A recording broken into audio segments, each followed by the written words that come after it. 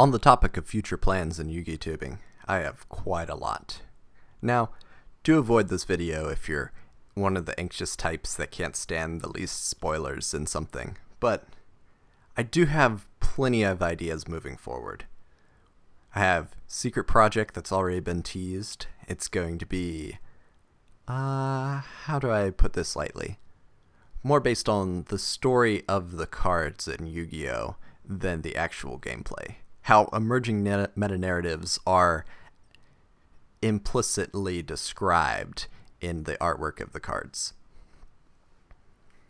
There's going to be a video series detailing the history of the Yu-Gi-Oh! Ban list. Now, I'm no Nizahone Magic, but I do think that there is a good opportunity to describe how the game has changed through the lens of the ban list. For the most part, this is going to be, how do I describe it? Only the main ban lists officially sanctioned by Upper Deck and then Konami, with special announcements for the emergency ban lists. It'd be pretty easy to do this once a month, but I might make it bi-monthly, depending on schedule, of course. I will have to investigate whether or not this takes a long time to produce, if it's a high editing project, or if there's a lot of changes to the ban list, then it might be difficult. And this is also not going to be one of those reaction videos where a new ban list drops and then it immediately gets categorized. For the most part, it's going to be historical, in order, starting with the very first ban list. On top of that, I plan on talking about some of my qualms with the Yu-Gi-Oh! Game currently. Definitely an entry into what I will dub the Menace series, where I take a particularly problematic aspect of a card game and announce in a calm and coherent way why I disagree with this. This is not really a rant series, and I know that negativity draws more interest, but more so I want to point out a foible or a problem in design space, and then expand upon that. To me, speed of the game is actually too big of a topic to make as the menace, because it is really not the speed of the game which changes the balance, the dynamic, the interplay, the excitement, and the counterplay options for you and your opponent. It's relatively few things, like too strong of a first turn board, or too many negations, or, in some cases, just being able to OTK and FTK your opponent.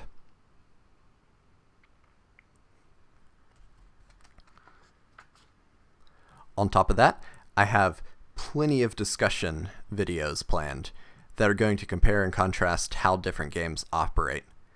There's going to be some emphasis on direct comparison, because Shock is not the same card as Ukazi. That's just a very interesting distinction to draw, how fundamentally the nature of the game determines why Shock is so much better than Ukazi. In fact, Shock is always playable in draft, but Ukazi would never be playable even in the slowest of formats. Outside of the direct comparisons, there's going to be more nebulous topics. Some talk about how mill and discard function differently in the design space, how one is annoying, but sometimes okay, that being mill when your resources are put into the graveyard. Especially in Yu-Gi-Oh! That's sometimes a positive. People ran Needlebugs and Nest just so that they could mill 5 cards. And of course, Sixth Sense was ran, but not really because it had the potential to mill. As a side benefit, it was mostly for the card draw. We have Lightsworns, which love milling, and we have all sorts of different archetypes. Curry Bandit falls into this. Even Excavation is an offshoot of mill. On the other hand, discard is disempowering, how it changes the way that you play the game. How when your opponent looks at your hand and discards one of your resources, it hurts really bad. Not because it's a 1-for-1 with your opponent taking the same loss and card advantage, but because it disrupts your strategy. Especially difficult is when your opponent doesn't expend a resource for it, like a 2-for-1 with Delinquent Duo, or even worse, when your opponent gets to look at your hand and then discard a card, like with the Forceful Sentry. Of course, the 4th full century is even worse because it's not even winding up in the graveyard like Mill. It's sent back to the deck. There's some truly powerful cards. Of course, are also some weak cards. I do want to make a worst of video, more top 10 lists, not because they're necessarily easy to produce, but because I think that some formats just prove better to convey information. Like a top 10 worst cards would be really fun. But not the normal cast of jokers that you always see, like Zone Eater, which was really, really bad. I know Steel Scorpion is even better than Zone Eater, and sometimes Steel Scorpion is useful. I mean, if you're in the slowest GOAT format ever, it could see some niche plays. I do remember Paralyzing Lizard saw play. I've seen deck list from GOAT format that after your monster attacks and destroys this monster, it can't attack next battle phase. That freeze effect from Magic the Gathering saw a little bit of play in the sideboard. Really interesting facet of the game. I guess it was to subdue Air Knight Parshaf or something to the effect. Very, very specific counterplay. I do think that there's going to be a video in the immediate future that details normal monsters and the shift in power level, because Yu-Gi-Oh! Does have some degree of power creep, but not in the way that everyone expects. In Yu-Gi-Oh! There is just this fundamental change that can be witnessed where Neo the Magical Swordsman isn't as good as Lajin the Mystical Genie of the Lamp, which isn't as good as Mechanical Chaser, which isn't as good as Gemini Elf, which isn't as good as Gene Warped Warwolf, and that's where the plateau is. It's a little bit weird that there is some tangible power creep, and I know that it's not perfect in Yu-Gi-Oh! How there's comparisons between the different types and attributes, and on some level, each monster is a little bit different, especially when you have the situation where you need multiples of the different monsters, where Sabersaurus was pretty good, but there wasn't really another option in Dino Rabbit, so you'd have to run Caboozles. Now we have the 2000 attack water attribute dinosaur normal monster, so there is a little bit of power creep. I guess Caboozles takes it away. Could still make rank 4 water monsters. You could make Bahamut Shark, though. That would be impressive in Dino Rabbit.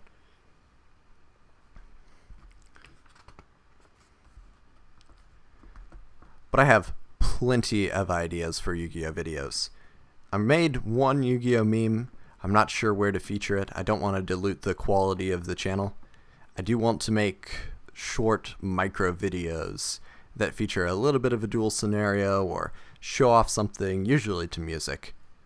I don't know how to phrase this correctly, because to describe it as a Vine is antiquated, to describe it as a TikTok seems to deride myself, but I do think that there is a beneficial quality of very short 15-second or under videos that convey one specific experience.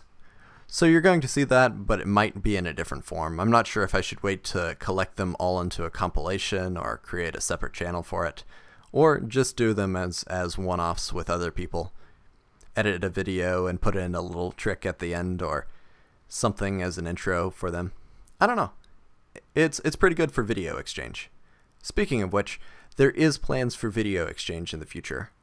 I have a couple videos in planning phase, but not yet scripted. And then after scripting is writing, recording, post-production, recording, editing, then going into filming if there is live action, and then editing, and then chopping it up, and then putting it online. Sometimes there's post-production in the editing phase too. It's time-consuming process, but it's usually a 1-week production cycle, so it's okay. So expect that in a month or two. I'm trying to catch up on projects and use this as stopgap so that there isn't a lack of content on the channel. But expect new videos, but not necessarily on my channel this month. Outside of the podcast, of course. There's going to be a podcast video twice a week for the next 3 weeks. At this point, I would like to take a moment to thank our sponsors for the episode. Today's episode was made possible by viewers like you. I take a lot of pride in the creation of videos, but it is a community effort. I like to read the comments. I read every single comment and respond to most of them when I have something meaningful or interesting or something that I think is funny, but it probably isn't funny to everyone else. I do upvote, I do enjoy the comments, even the mean ones. If you can respectfully communicate your point to me, it's valuable to me, even if I disagree with it at a fundamental level. Little things like the amount of feedback that I got on the lands video, how people think that it is a feature and not a bug, and that remedying the skill gap or the card quality gap between different players can be beneficial in some contexts. I still disagree, but at this point I disagree at a dogmatic level. And one particular viewer asked, why do I still play the card games if I know that they're wrong? If I know that they're fundamentally broken, if I know that the structure of the game is just inferior to something that's very well balanced like chess or Go. I know that there is a lot of distinction between the different games and their communities. At the highest level, there's still the one tempo advantage in chess, so white does have a very big advantage in chess. And I know that in Go there is a mathematical reason why there's an advantage, and it's being balanced every few years. They increase the number of points that you get in order to remedy that imbalance. But more so, it fundamentally questions, why do I enjoy these games when there is that random element, that improvisation, that excitement, and that enjoyment? Why do I, as a content creator, strive to improve myself and try to improve the community by looking at the competitive nature of the game if I know that it's imperfect? It's one of those fundamental questions that really gets me thinking and really motivates me to explore on a deep personal level my interactions with the game and how I can interact with the community at large to understand myself and the nature of the game in general. So thank you, random viewer who deleted their comment on Reddit. I don't know your name, but I wish I could thank you more so.